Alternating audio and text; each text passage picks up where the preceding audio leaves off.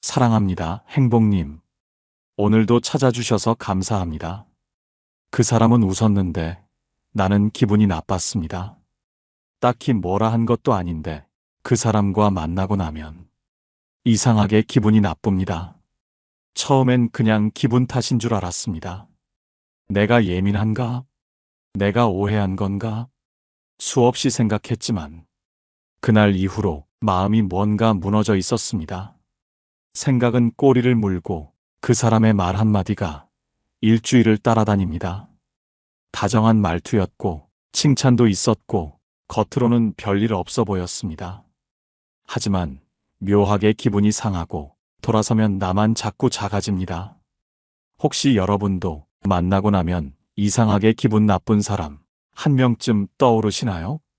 오늘은 겉으론 친절하지만 당신의 자존감을 조금씩 무너뜨리는 사람들, 그들의 말 속에 숨어 있는 진짜 의도와 나를 지키기 위한 조용한 손절법, 함께 이야기 나눠보겠습니다. 오늘 주제가 마음에 드신다면 구독과 좋아요 눌러주세요. 여러분의 마음을 안아주는 좋은 컨텐츠로 보답하겠습니다. 첫 번째, 미소 공격형. 웃고 있지만 말은 칼입니다. 그 나이에 이 정도면 선방한 거지. 나는 절대 못 입어. 너니까 입지. 그래도 넌 편하게 살아서 좋겠다. 다정한 척 웃으며 건네는 말. 칭찬처럼 들리지만 듣고 나면 기분이 이상해집니다. 이게 바로 미소 공격형입니다. 겉으론 예의 바릅니다. 말도 고릅니다. 심지어 걱정해주는 척도 잘합니다. 그런데 이상하게 그 말을 듣고 나면 자꾸 내가 작아집니다. 말은 칭찬인데 기분은 조롱처럼 느껴지고 표정은 웃는데 속은 천천히 무너집니다. 가장 무서운 건 이게 나만 예민한 줄 알게 만든다는 겁니다. 왜 이 유형이 위험한지 아시나요? 직접적으로 비난하지 않으니 반박도 어렵고 상대는 나는 그냥 한 말인데 하고 빠져나갑니다. 결국 혼자 상처받고 혼자 삭히고 혼자 무너집니다. 말 한마디로 사람을 조종하는 가장 교묘한 방식. 그게 바로 미소 공격형의 본질입니다. 하버드대 심리학자 클라우디아 코헨은 참가자들을 두 그룹으로 나눴습니다. 한쪽에는 솔직하고 직설적인 피드백을 주었고 다른 쪽에는 칭찬인 척 깎아내리는 말을 반복해서 들려줬습니다. 생각보다 괜찮네. 너 치고는 잘했어. 이 정도면 잘한 거지 뭐. 말은 부드러웠고 표정도 친절했습니다. 하지만 일주일 후 그 말들을 들은 그룹은 자존감이 바닥까지 떨어져 있었습니다. 놀라운 건 못했네, 틀렸네 같은 대놓고 부정적인 말보다 이런 애매한 칭찬이 훨씬 더 큰 내상을 남겼다는 겁니다. 그 이유는 간단합니다. 욕은 반격이라도 할 수 있지만 가식적인 칭찬은 내 입을 막아버리니까요. 독일의 철학자 쇼펜하우어는 이렇게 말했습니다. 악인은 늘 정중한 얼굴로 나타난다. 3번. 3번 이상 반복됐다면 우연이 아닙니다. 이럴 땐 감정을 섞지 말고 단호하고 담백하게 선을 긋는 말 한 줄이면 충분합니다. 그 얘긴 다음엔 안 해줬으면 좋겠어. 나는 내 방식이 편해. 고맙다. 너는 그렇게 생각하는구나. 이 말들을 하기가 어렵게 느껴진다면 더 늦기 전에 거리를 두어야 할 타이밍입니다. 그 사람은 늘 웃지만 당신은 늘 상처받고 있다면 그건 우연이 아닙니다. 더는 참지 마세요. 그 말은 칭찬이 아니라 조용한 공격입니다. 그렇다면 이 유형의 사람과는 어떻게 거리를 둬야 할까요? 첫째, 내 마음속 등급부터 조정하세요. 겉으로는 다정해 보여도 이 사람은 내 자존감을 조금씩 갉아먹는 사람입니다. 그렇다면 이제는 친한 사람, 좋은 사람이라는 마음속 자리에서 조심해야 할 사람으로 재배치해야 합니다. 겉으론 웃되 속으론 경계하세요. 마음속 거리가 먼저입니다. 둘째, 감정으로 반응하지 마세요. 미소 공격형은 반응을 관찰합니다.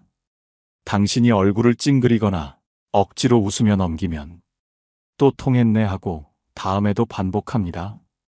가장 좋은 대답은 담담하고 감정 없는 응답입니다. 고맙다, 그렇게 봐줘서. 나는 내 방식대로 편해.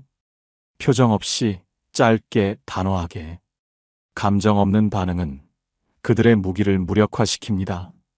셋째, 사적인 대화는 줄이고 관계의 깊이를 관리하세요. 이 유형은 친해질수록 칭찬을 가장한 공격을 늘립니다. 처음엔 농담, 나중엔 조언, 결국엔 조롱이 됩니다. 중요한 이야기, 마음속 고민은 더 이상 내어주지 마세요.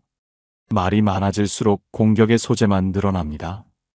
공감 가능한 지인 정도로만 남겨두는 것, 그게 당신의 감정을 지키는 거리입니다. 좋은 말에 약해지지 마세요. 그 말이 다정한 것처럼 들려도 듣고 나서 내가 작아진다면 그건 절대 좋은 말이 아닙니다. 지금 이 순간 당신은 누군가의 말보다 당신 자신의 감정을 더 믿어야 할 때입니다. 두 번째, 판단 규정형. 당신을 설명하려 드는 사람. 넌 원래 좀 여리잖아. 넌 그런 거에 쉽게 흔들리는 성격이야. 넌 사람을 너무 믿으니까 그래. 지금 나는 상처받았다고 말하고 있는 중이었습니다. 혼란스럽고 서운하고 속상하다고 조심스럽게 마음을 꺼내는 중이었습니다. 그런데 돌아오는 말은 위로가 아니라 분석이었습니다. 그건 내 성격 때문이야. 넌 원래 그런 사람이지. 넌 너무 무르다니까. 나는 내 감정을 말한 건데 상대는 내 정체성을 정리해버립니다. 마치 내 속을 다 안다는 듯 내가 누구인지 결정하듯 말합니다. 이게 바로 판단 규정형입니다. 이 사람은 위로하는 척하면서 사람을 해석하고 규정하고 낙인을 찍습니다. 그 말은 따뜻하지도 객관적이지도 않습니다. 그저 듣는 나를 작아지게 만드는 말일 뿐입니다. 처음엔 혼란스럽습니다.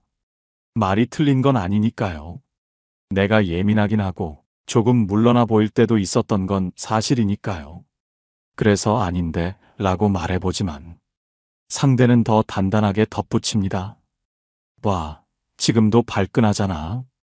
그게 너야. 또 해명하려고 하지 마. 너 원래 그런 성향이야. 내가 널 몰라? 넌 맨날 그래. 이쯤 되면 나는 내 감정을 설명하는 사람이 아니라 상대가 정한 틀 안에서 방어하는 사람이 되어버립니다. 감정이 아니라 존재를 부정당한 느낌. 이해가 아니라 해명을 강요받는 관계. 그건 대화가 아닙니다. 그건 일방적인 낙인이고 조용한 무력화입니다. 이 사람들의 특징은 하나 더 있습니다. 자기 이야기가 나올 땐 절대 그렇게 평가하지 않는다는 것. 나는 원래 좀 냉철해서 실수 안 해. 난 직감이 빨라서 사람 보면 딱 알아. 난 한 번 당한 뒤론 절대 안 당하거든. 자기 얘기는 조심스럽게 포장하고 의미 있게 정리하고 거기엔 늘 잘했다, 특별하다는 결론이 붙습니다. 결국 이 대화의 중심은 나를 분석하면서 자기 확신을 강화하는 구조입니다. 겉으론 충고지만 속으론 우월감을 유지하려는 말. 그 사람은 말로 나를 낮추고 말로 자신을 높입니다. 그럴 땐 이렇게 판단해 보세요.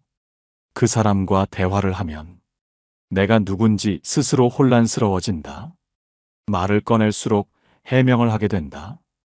대화가 끝난 뒤에도 그 사람이 말한 나의 성향이 계속 머릿속에 맴돈다. 이 세 가지가 반복된다면 그건 충고가 아닙니다. 그건 조용한 통제입니다. 이럴 땐 감정에서 한 발짝 물러나세요.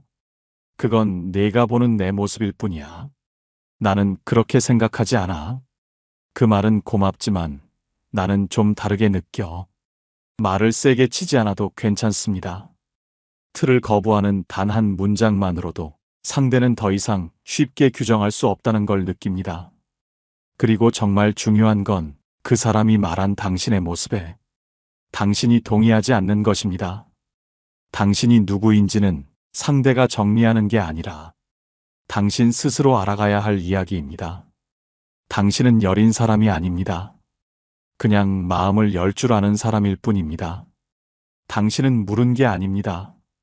단지 타인의 고통에 귀 기울일 줄 아는 사람입니다. 그걸 성격의 문제로 판단하려는 사람은 당신을 돕는 게 아니라 당신을 틀 안에 가두려는 사람일 수 있습니다. 그 말에 흔들리지 마세요. 그 말은 설명이 아니라 억압입니다. 그리고 그 억압에서 거리를 두는 건 당신이 당신 자신을 지키기 위한 가장 단단한 선택입니다. 세 번째, 시험 반응형. 말은 돌려서 감정은 직접 확인하려는 사람. 아냐, 그냥 좀 그래. 됐어. 나중에 얘기하자. 그냥 내가 예민한가 봐. 말은 대수롭지 않게 들립니다. 문제 없어 보입니다. 근데 이상합니다.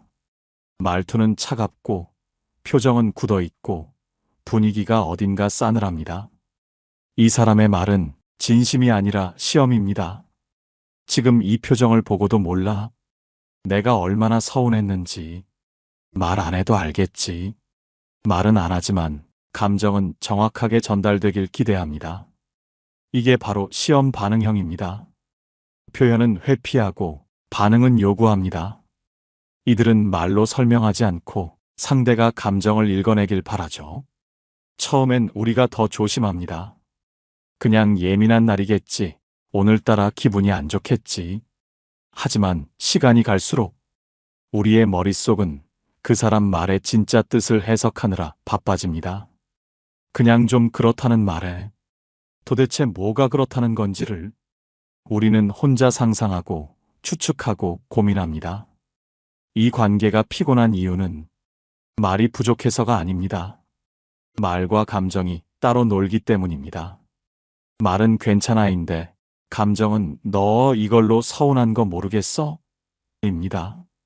결국 상대는 감정을 숨긴 채 우리의 반응을 보고 감정을 판단합니다. 마치 정답을 말하지 않고 시험지를 내민 교사처럼 우리는 그 시험지를 받아 끊임없이 정답을 고르려는 사람이 됩니다. 그럼 이 방식이 우리 뇌에 어떤 부담을 줄까요? 영국 캠브리지대 심리학자 사이먼 베런 코어는 자폐 스펙트럼 아동이 사회적 감정 인식 능력을 측정하기 위해 마음 읽기 실험을 설계했습니다. 이 실험은 오직 눈 사진만 보고 그 사람이 어떤 감정을 느끼고 있는지를 맞히는 방식으로 진행됐습니다. 처음엔 감정 인식이 어려운 자폐 스펙트럼 아동을 위한 검사였지만 놀라운 건 실험에 참여한 정상인 성인 그룹도 이 테스트를 받는 동안 큰 스트레스와 인지 피로를 겪었다는 점입니다. 눈빛만 보고 감정을 추론해야 한다는 상황이 얼마나 높은 인지적 부담과 불확실성을 유발하는지를 보여준 것입니다. 우리가 감정을 읽지 못해 스트레스를 받는 게 아니라 읽게 만들도록 강요당하는 환경이 문제였습니다. 그리고 지금 시험 반응형 사람과의 관계는 그 실험과 똑같은 상황을 현실에서 반복하게 만듭니다. 말은 안 합니다. 표정만 줍니다. 기분은 숨깁니다. 그런데 반응은 원합니다. 이 사람의 말 한 줄, 표정 한 번에 우리는 온 신경을 집중해 지금 무슨 감정일까를 해석해야 하죠. 독일 철학자 헤겔은 말했습니다. 인간은 타인의 시선을 통해 자기 자신을 인식한다. 하지만 그 시선이 명확하지 않고 그 말이 진심이 아니며 감정이 숨겨져 있다면 우리는 자기 자신조차 흐릿해집니다. 이 관계에서 나의 감정은 존중받지 않습니다. 대화는 퍼즐이 되고 나는 늘 정답을 맞히려 애쓰는 사람으로 남습니다. 그래서 기준이 필요합니다. 그 사람의 말이 늘 돌려 말하는 느낌이다. 말보다 눈치로 감정을 맞춰야 한다. 말은 괜찮다는데 자꾸 내가 더 미안해진다. 이 세 가지가 반복된다면 당신은 지금 감정을 나누는 관계가 아니라 감정을 추측하는 시험장에 있는 겁니다. 이럴 땐 담담하게 말해야 합니다. 그 말로는 무슨 뜻인지 잘 모르겠어. 정확히 어떻게 느끼는 건지 말해줄래? 그리고 내가 마치지 않아도 되는 감정에 책임지지 않아도 된다는 것을 스스로에게 허락하세요. 상대가 표현하지 않은 감정은 당신이 대신 짊어질 이유가 없습니다. 말은 늘 다정하지만 감정은 늘 무겁게 남는다면 그건 당신 탓이 아닙니다.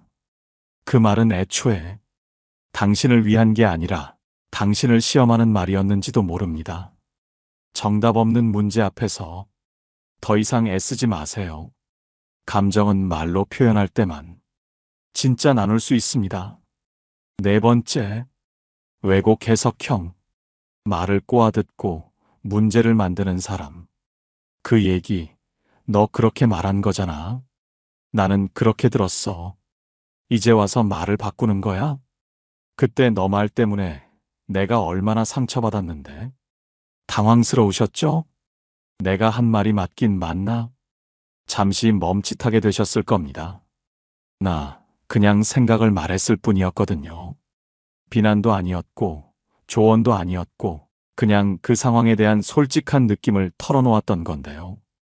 그런데 그 사람은 그 말 속에서 상처를 찾아내고 억울함을 만들어내고 그 감정을 정답처럼 들고 나옵니다. 나는 A라고 말했는데 그 사람은 B로 듣고 기분은 C로 나빠지고 주변 사람에게는 G로 퍼뜨립니다. 그리고 그 전부를 사실이야. 그때 너 그렇게 말했다니까? 이 한마디로 고정시켜버립니다. 이게 바로 왜곡 해석형입니다. 이 유형의 무서운 점은 내가 한 말보다 그 사람이 느낀 감정이 더 중요해진다는 데 있습니다. 그래서 나는 해명을 해도 설명을 해도 사과를 해도 이미 상처를 준 사람이 되어 있습니다.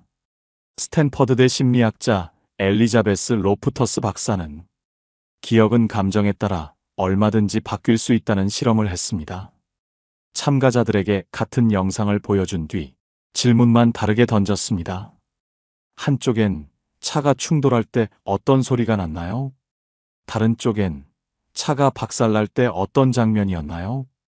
그 결과 똑같은 장면을 본 사람들이 질문 하나 때문에 전혀 다른 기억을 만들어냈습니다.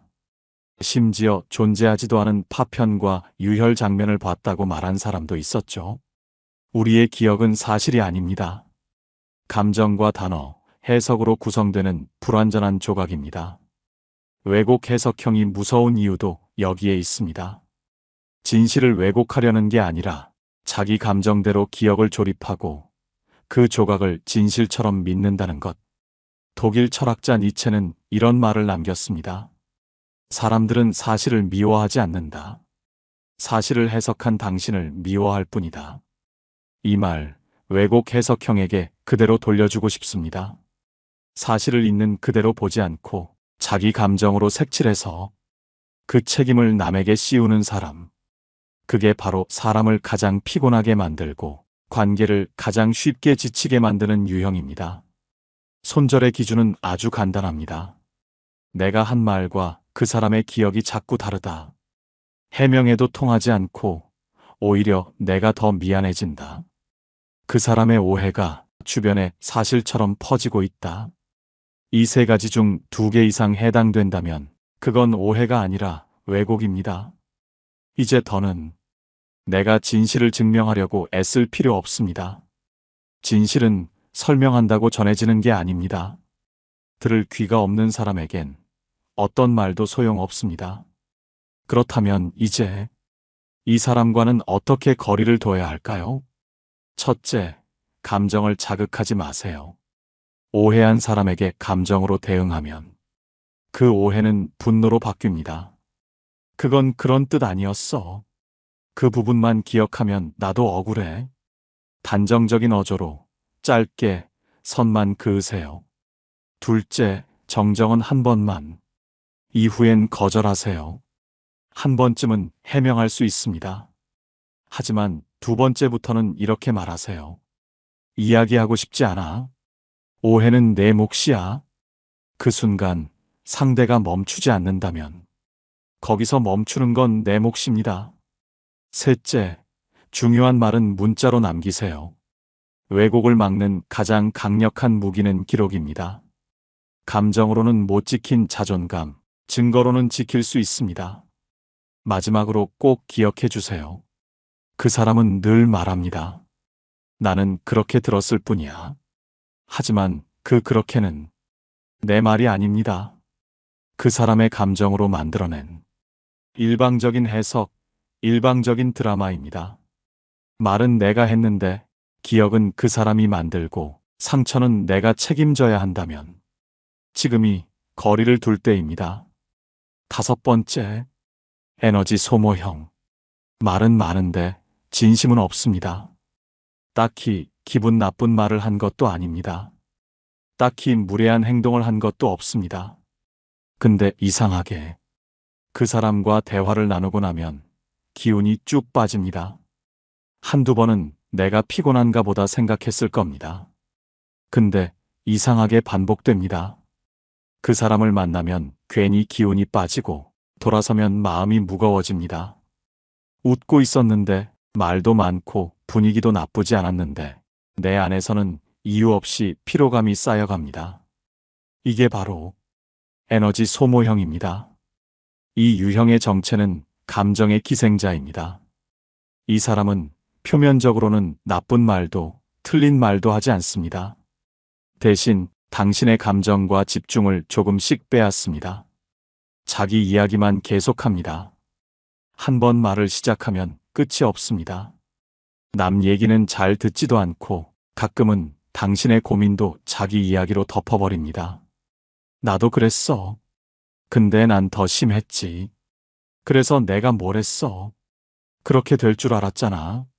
그게 뭐 어때서 다들 그렇게 살아? 공감하는 척은 하지만 결국은 자기가 주인공입니다. 상대는 계속 말하지만 당신은 대화에서 점점 사라집니다. 그리고 대화가 끝날 즈음 당신은 이렇게 느낍니다. 나는 대체 왜 이 얘기를 들은 거지? 이 사람 왜 내 얘기는 잘 안 듣지? 이 시간 동안 나는 뭐였던 거지? 심리학에서는 이런 감정 상태를 정서적 탈진이라고 합니다. 심리학자 마이클 맥킬리는 내가 대화를 통해 어떤 역할을 반복해서 수행할 때 내적 피로감이 심해진다고 말합니다. 즉, 누군가의 감정을 계속 받아주기만 하는 대화, 자기 얘기만 쏟아내는 사람을 계속 상대할 때 우리는 몸은 안 움직였지만 정신적으로 탈진한 상태가 된다는 것. 그게 바로 에너지 소모형과 대화하고 난 뒤 우리가 멍해지고 무기력해지고 기분이 뒤숭숭해지는 이유입니다. 영국의 철학자이자 감성의 사상가 알랭 드 보통은 이렇게 말했습니다. 좋은 대화란 나를 들여다보게 만드는 대화다. 나를 잃게 만드는 말은 소음에 가깝다. 이런 유형은 거리두기의 기준을 이렇게 잡으세요. 대화 후 기분이 늘 꺼진다. 말은 많은데 정작 나에겐 관심이 없다. 내 얘기는 흘려듣고 다시 본인 얘기로 돌아간다. 그리고 그런 일이 반복된다. 이 사람은 당신의 감정을 들어준 게 아니라 자기 감정의 쓰레기통으로 당신을 사용한 겁니다. 그래서 이제는 거리를 두는 방법을 선택해야 할 때입니다. 첫째, 반응을 줄이세요. 아, 그렇구나. 그런 일이 있었구나. 단답형, 감정 없는 리액션. 그들의 말은 반응을 먹고 자랍니다. 당신이 관심을 거두면 그들은 말이 줄어듭니다. 둘째, 시간을 정하세요. 대화가 길어지지 않도록. 미안, 오늘은 좀 바빠서. 지금은 길게 얘기 어려워. 대화의 출구를 먼저 만들고 시작하세요. 셋째, 고민 상담은 피하세요. 이 사람에게 고민을 말하면 다시 그 사람 이야기로 돌아갑니다. 그럼 너는 어떻게 했어? 넌 그런 상황에서 뭐가 제일 힘들었어? 상대가 아닌 나를 주인공으로 끌어오는 질문만 가능한 관계, 그런 관계만 유지하세요. 대화를 나눴는데 기운이 없다면 문제는 대화의 내용이 아니라 대화의 균형에 있습니다. 감정은 아무에게나 꺼내는 게 아닙니다. 당신의 마음을 진심으로 들어줄 사람에게만 꺼내세요. 감정이 고갈되는 관계는 조용히, 서서히 멀어지는 게 정답입니다. 그런데요, 이상하지 않나요? 어떤 사람은 같은 말을 해도 마음을 찢어지게 만들고 또 어떤 사람은 단 한마디로 나를 살게 만듭니다. 뭐가 다른 걸까요? 말투, 성격? 아니면 그 사람의 마음일까요? 지금부터는요, 만나면 이상하게 기분 좋아지는 사람들의 공통점, 그리고 우리도 그런 사람이 되어야 하는 이유, 함께 이야기 나눠보겠습니다. 첫 번째, 감정 안정형. 흔들릴 때마다 중심을 잡아주는 사람. 그 사람은 말이 많지 않습니다. 하지만 신기하게도 그 사람과 함께 있으면 마음이 덜 흔들립니다. 내가 혼란스러울 때, 누군가에게 속상할 때, 세상에 혼자 남겨진 느낌이 들 때조차도 그 사람은 조용히 옆에 있습니다. 그래, 이해돼. 그럴 수도 있지. 그 상황에서 힘들었겠다. 이런 짧은 말이 상황을 바꾸진 못해도 내 마음의 중심을 다시 세워줍니다. 심리학자 존 고트먼은 30년 넘게 부부와 가족의 감정을 연구하면서 이런 개념을 하나 제시했습니다. 바로 감정은행 계좌입니다. 우리는 사람들과의 관계 속에서 작은 입금과 출금을 반복합니다. 힘들 때 들어주는 말 한마디, 상대의 감정에 반응해주는 고개 끄덕임. 그랬구나. 라는 따뜻한 한 줄이 감정 통장에 신뢰와 안정이라는 이름으로 차곡차곡 쌓인다는 것. 반대로 무심한 말, 공감 없는 반응, 해결책만 들이미는 충고는 감정 계좌에서 신뢰를 인출해가는 출금 행위가 됩니다. 감정 안정형 사람은 이 감정 계좌를 채우는 사람입니다. 아무 말도 하지 않아도 나는 내 편이야 라는 메시지를 그 사람의 표정, 리듬, 말투에서 느끼게 하죠. 실제로 정신과 의사 칼 로저스는 심리치료에서 가장 중요한 요소로 무조건적인 긍정적 존중을 꼽았습니다. 그 사람의 부족함, 예민함, 혼란스러움까지 하나도 고치려 들지 않고 그대로 존중해주는 태도, 그것이 사람을 바꾸는 게 아니라 사람을 살리는 방식이라는 겁니다. 이런 사람이 곁에 있으면 내 감정은 도망치지 않습니다. 말해도 괜찮구나. 이 사람은 나를 판단하지 않겠구나. 그 안정감 속에서 우리는 조금씩 자기 자신을 믿는 법을 배워갑니다. 그리고 더 중요한 건 이런 사람을 기다리는 것보다 내가 그런 사람이 되는 것입니다. 무조건 위로하지 않아도 됩니다. 상대의 입장에서 먼저 생각해 보려는 마음, 내가 그렇게 느낄 만해 라고 말해주는 용기, 그 한마디면 충분합니다. 어쩌면 지금 내 주변에도 마음이 흔들리는 사람이 있을지도 모릅니다. 그 사람에게 해결책보다 이해를 먼저 내밀 수 있다면 그때 우리는 누군가의 감정 통장에 아주 따뜻한 입금을 하나 하게 되는 겁니다. 그 사람은 내게 중심을 잡아주었습니다. 그리고 지금 나도 누군가에게 그런 사람이 될 수 있습니다. 두 번째, 존중 표현형. 누구든 똑같이 존중하는 사람. 그 사람은 말투가 다릅니다. 상대가 누구든 상대의 나이나 위치가 어떻든 늘 같은 말투, 같은 존중으로 말합니다. 그럴 수도 있겠네요. 저는 그런 생각도 멋지다고 생각해요. 충분히 그렇게 느낄 수 있죠. 이 사람과 대화를 나누면 내가 특별해진 느낌이 듭니다.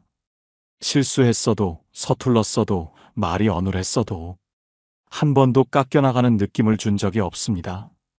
오히려 그 사람 앞에서는 내가 더 괜찮은 사람 같아지고 그렇게 대접받는 말투에 스스로가 대접받을 만한 사람처럼 느껴집니다. 심리학자 로저 브라운과 알버트 길머는 1972년 언어와 사회적 지위라는 고전 연구에서 이런 말을 했습니다. 말투는 사회적 계급보다 더 깊은 인간 존중의 표현이다. 누군가를 깎아내리는 말은 단 한 줄이면 충분하지만 누군가를 존중하는 말은 말투 전체에서, 반응 전체에서, 분위기 전체에서 흐릅니다. 존중 표현형 사람들은 상대의 말이 다소 엉뚱하거나 서툴러도 거기서 틀린 점을 찾지 않고 가능성을 먼저 봅니다. 그런 관점도 재밌네요. 그렇게 생각해 볼 수도 있겠어요. 저는 오히려 그게 장점이라고 느껴졌어요. 이 말은 상대를 바꾸려는 말이 아닙니다. 있는 그대로의 상대를 받아들이는 말, 존중이라는 이름으로 품어주는 말입니다. 그리고 이 유형의 사람들은 칭찬도 다릅니다. 겉으로는 조용한데 정작 그 사람의 칭찬은 가장 오래 기억에 남습니다. 왜냐고요? 그 말이 나를 키우기 위해 나온 말이라는 걸 듣는 사람이 본능적으로 느끼기 때문입니다. 철학자 임마누엘 칸트는 이렇게 말했습니다.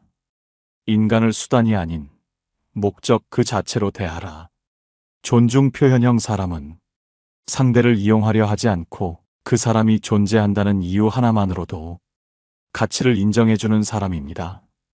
그래서 그런 사람과 함께 있으면 말을 많이 하지 않아도 괜찮습니다. 설명하지 않아도 오해받지 않고 고민을 털어놓아도 약점이 되지 않습니다.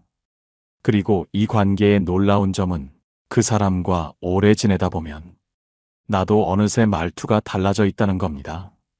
타인의 실수를 덜 날카롭게 보게 되고 누군가의 다른 생각에도 그럴 수도 있겠다 라는 말이 먼저 나옵니다. 그 사람은 나를 바꾸지 않았지만 그 사람 앞에서 나는 스스로 달라졌습니다. 그게 바로 진짜 존중의 힘입니다. 그리고 이제 우리도 그런 사람이 되어야 합니다. 상대를 함부로 판단하지 않고 대화 중간에 끼어들지 않고 서툰 말에 미소로 반응할 수 있다면 그 순간 우리는 누군가의 마음속에 이 사람은 나를 있는 그대로 존중해주는 사람이야 라는 단단한 믿음을 심는 겁니다. 존중은 겉으로 꾸미는 게 아닙니다. 마음속에서 상대를 있는 그대로 대할 때 그게 말끝 하나, 눈빛 하나로 흘러나오는 겁니다.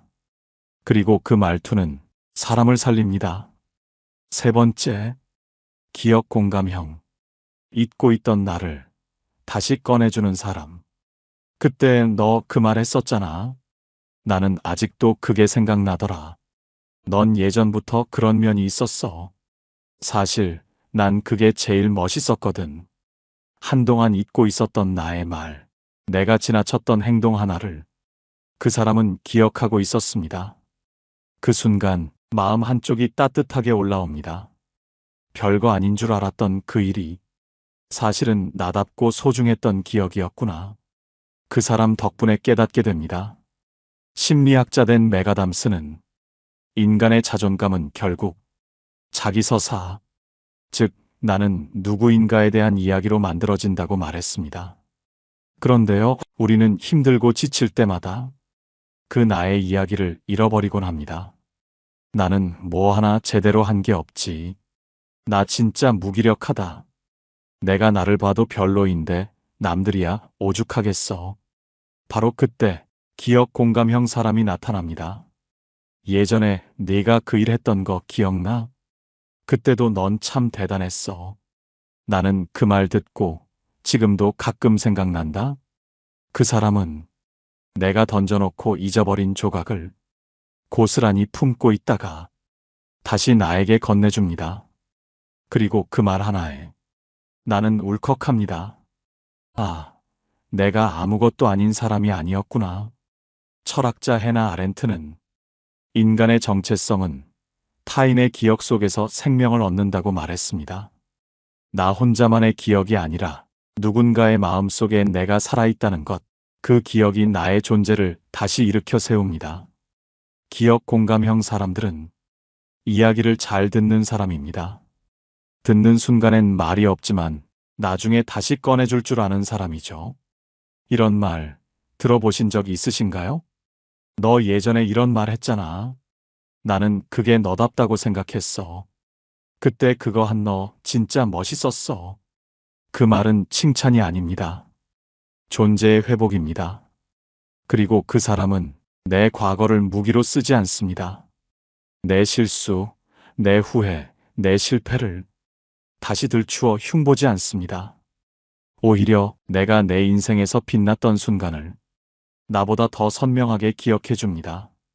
우리가 살면서 스스로를 가장 못 믿게 되는 순간이 있습니다. 그럴 때 넌 그때도 잘했어 라고 말해주는 사람, 그 사람이 곁에 있다면 그건 사람 하나로 얻는 치유입니다. 그리고 이제 우리도 그런 사람이 되어야 합니다. 누군가의 지나간 용기, 사소한 배려, 한때 빛났던 태도를 기억해주는 사람이 되어야 합니다. 그리고 어느 날 그 사람의 자존감이 흔들릴 때 나는 아직도 너 그때 생각난다. 그 말 한마디 건네줄 수 있다면 그건 사람 하나를 다시 살리는 일입니다. 존중받는 느낌은 지금의 나만으로는 완성되지 않습니다. 과거에 내가 부끄럽지 않았다는 믿음, 내가 누군가에게는 의미 있는 사람이었다는 확신, 그걸 되살려주는 사람. 그게 바로 기억 공감형입니다. 그리고 그 말을 전해주는 사람이 당신이라면 세상은 더 따뜻해집니다. 우리는 살면서 너무 많은 말을 듣습니다. 비난, 평가, 조언, 해석. 그래서 내 마음이 어떤지도 잊은 채 그 말들에 휘둘리며 하루하루를 살아갑니다. 하지만요, 사람은 결국 누가 나에게 어떤 말을 해줬는가 보다 내가 누구에게 어떤 사람이었는가가 더 오래 남습니다. 오늘 이야기했던 그 사람들 있죠. 한마디로 마음을 다독여주고 존중을 잃지 않고 잊고 있던 나를 기억해주는 사람. 그들은 우리 삶을 바꾸지 않았지만 우리 마음을 바꿔준 사람들입니다. 그리고 그 사람이 지금 당신 곁에 있다면 꼭 붙잡으세요. 그리고 혹시 없다면 당신이 그런 사람이 되어주세요. 말이 곧 마음이고 그 말은 결국 나의 인격이니까요. 당신의 따뜻한 말 한마디가 누군가에게는 한 계절의 위로가 될 수도 있습니다. 지금까지 잘 살아오셨고 이제는 누군가의 마음에 기분 좋은 사람으로 남는 일, 그거 우리 같이 해볼까요? 끝까지 시청해 주셔서 감사드립니다. 오늘 영상을 보며 여러분은 어떤 생각이 드셨나요? 여러분의 경험과 생각을 댓글로 나눠주세요. 여러분의 이야기가 누군가에게 큰 위로와 깨달음이 될 것입니다. 오늘도 끝까지 시청해 주신 여러분께 깊은 감사를 드립니다. 오늘 영상이 도움이 되셨다면 소중한 분들께 공유해 주시고 구독과 좋아요로 저를 응원해 주세요. 여러분과의 소중한 연결이 저에게 큰 힘이 됩니다. 오늘도 여러분의 행복을 빕니다. 이상으로 행복 주문서였습니다.